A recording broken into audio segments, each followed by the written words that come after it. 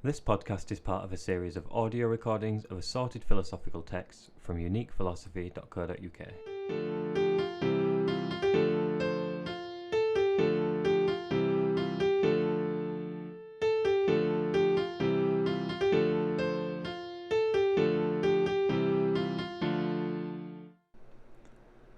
Allow me to introduce my journey through the complications of theism.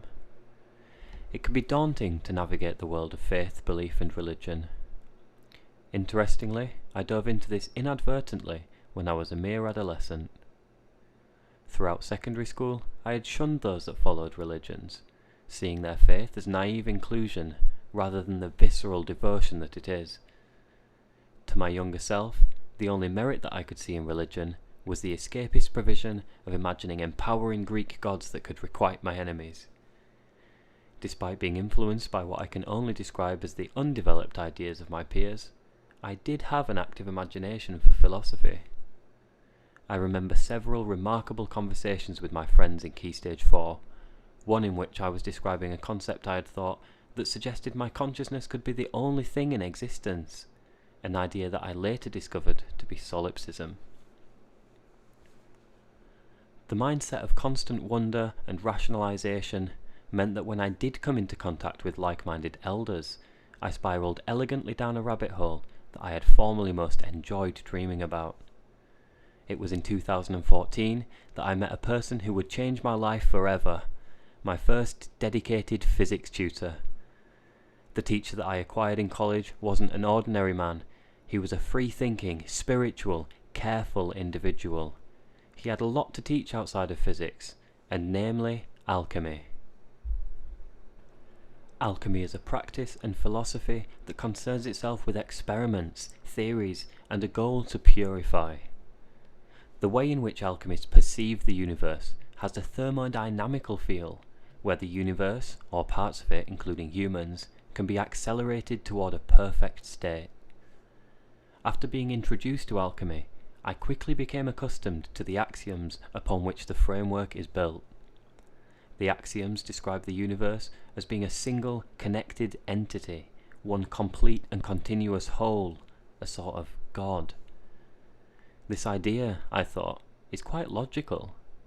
In order for anything to be aware of any other thing, there must be some connection between the two things. One thing cannot perceive another unless there is a medium across which information can be passed. Elaborating on this idea may be too much for this article, but it's something that I'm comfortable to do in a longer passage, a small story perhaps. At any rate, the conclusion that I came to was that all things must be connected to one another, or else irrelevant to our existence. Interestingly, I found that this would have to encompass any version of God that actually exists, and offers some strange consequences. Either God is a part of the whole, attached to and overseeing everything that we call the universe, either directly or indirectly, or God is the whole, an omnipotent and omnipresent entity that we are all a part of and resemble. The last one sounds to me a lot more like the traditional idea of God from the Bible, the monotheist deity. In fact, God being the all-encompassing universe would be much simpler and in less need of proving. Hence, I thought it must have been the God that Christians were referring to. I was inspired to see a deep truth in the Bible.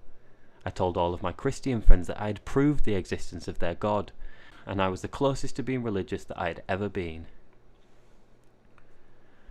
For the 2 years or so that I maintained this theory, the word pantheism had been floating around in the media. I had noticed mention of the conjugate on a few occasions, but had never bothered to learn what it really meant. If I'm honest, I probably assumed that it was a bong-hit theory that tied God and planet Earth together in some good-willed but flawed attempt at climate justice, at least subconsciously, as I didn't have a great grasp of the word pan. Nonetheless, when I finally got round to looking up the exact meaning and origin of the word, I was disappointed. Pantheism didn't refer to God and the Earth being one, but it referred to God and the universe being one.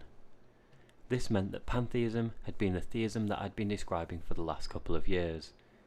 It had been the theism that I'd been marketing to already religious people, confusing them and confusing myself. Moreover, monotheistic religions like Christianity are specifically distinguished from pantheism. The differences between the two viewpoints can be difficult to pinpoint. They involve understanding Christian views of miracles, the meaning of life, faith in the divine, and faith in the Bible. I can't say that I'm really informed enough to discern the fundamental differences, but I'm curious to uncover them. It's worth pointing out also that there are multiple versions of pantheism, some of them being essentially equivalent, but most of them are interesting. I'm not yet sure what I will do with this information, but it was a pleasure to share it with you all.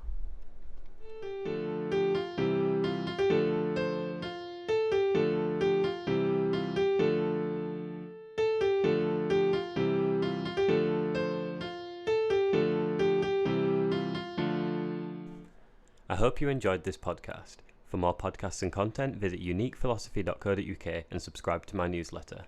Or visit Unique Philosophy on YouTube and subscribe to my channel.